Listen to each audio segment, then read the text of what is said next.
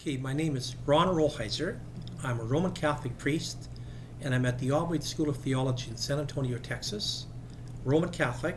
I've been a priest for 36 years, and during that time I've worked in spiritual direction at all kinds of different levels, from teaching it at a graduate level to being a director all the time at some level of that.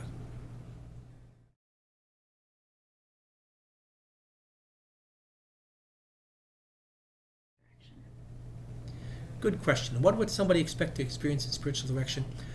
You know, the question hasn't got one answer fits all here.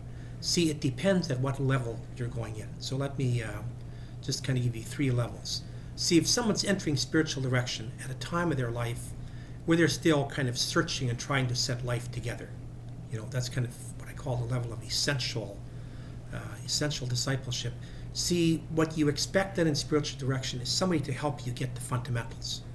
And so that's not abstract. Today, a lot of people will say, like, I'm out there and you have all these churches and all this spiritual literature. I walk into, for instance, a spirituality bookstore, and it's like walking into Tower Records, like all these albums. You don't know what's behind all of that.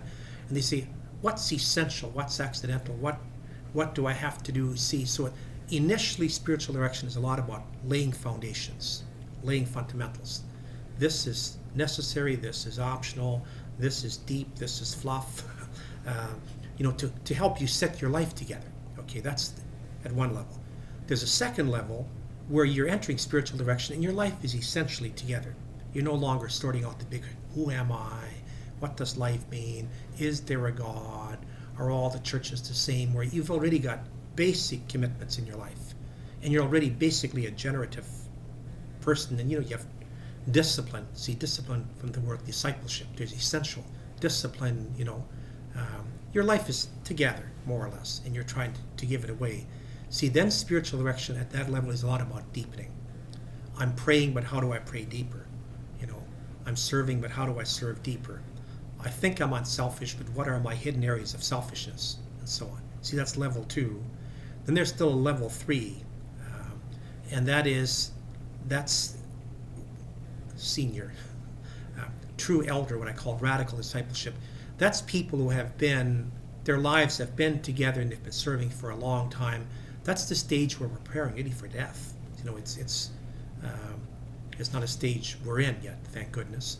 But I mean, that's the stage when you're 70, you're 75, you're 80, where your health is failing. And then the spiritual direction is a lot about letting go. See, very simply, the first part is about getting life together. Okay. The second part is about giving your life away. Then the third part is about giving your death away. Like, how do I die? How do I exit my family, my community in such a way that I'm leaving them a legacy of faith and decency, and that they can be proud of the way I died, not just of the way I lived.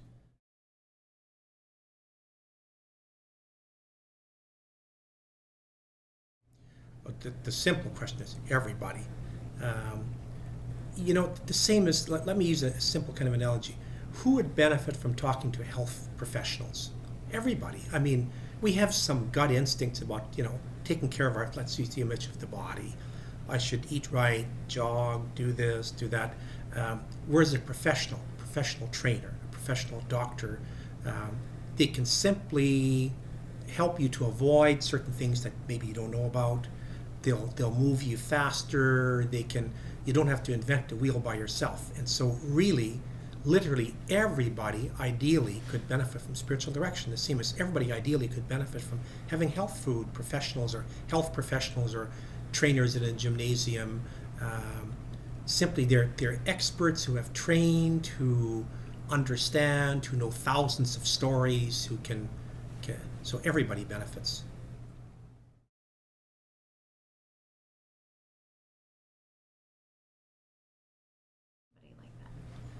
A number of things. First of all, I tell them there is no bad way to pray. There's no wrong way to pray. Prayer is prayer. The only thing that's required of prayer is sincerity and showing up. In fact, all the great spiritual writers in all the traditions, they'll always say 95% of having a prayer life is simply showing up and doing it. But the third part there, and I'm glad you brought that up in terms of they say, I'm not people sense I'm not spiritual or I don't pray. No, that's a question of language. First of all, everybody's spiritual. See, and spirituality doesn't necessarily mean, at a certain point, it can mean a faith tradition and a church practice and so on. But spirituality, the way I define it in the Holy Longing, it's what you do with your spirit, and your spirit is your energy. So that everybody has a spiritual life. Everybody's doing something with their energy. And so people shouldn't be intimidated. Nobody should ever say, I'm not spiritual. Now, they might more accurately say, I'm not a church person, or I don't go to church, or I'm not cultivating a faith tradition. That's still a long ways from saying, I'm not spiritual.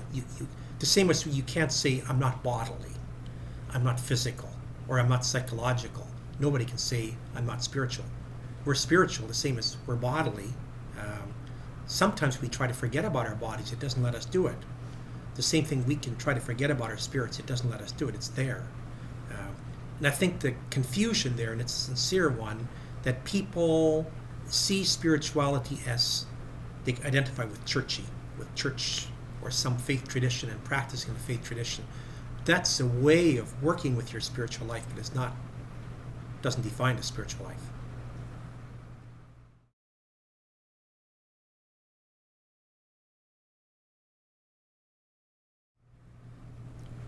Good question. It's a stretch, but it's real. And that is, see, peace in the world is when people stop, and countries and everybody else stops being violent to each other, stops being aggressive, stops, taking what isn't ours, when we move to respect and so on. Those are spiritual values. Peace is only going to come, see, peace isn't just the absence of war. Peace has to be a harmony that comes out of respect, tolerance, ultimately loving each other, forgiveness, the forgiveness of historical hurts. Well, that takes an inner spirit. So it's not just I'm not going to go to war because I can't. They have superior guns. That doesn't make for peace. That makes for a temporary, regrouping. Peace is only going to come about when there's enough hearts at every level, from the janitor through the president of the country, that are at peace themselves, so that you can't have see, what you see at the collective level is only a reflection of what's inside people. So that if spiritual direction helps bring people to internal peace and private peace and interior peace, then there's some hope for peace in the world. That we can't achieve outside what we haven't achieved inside.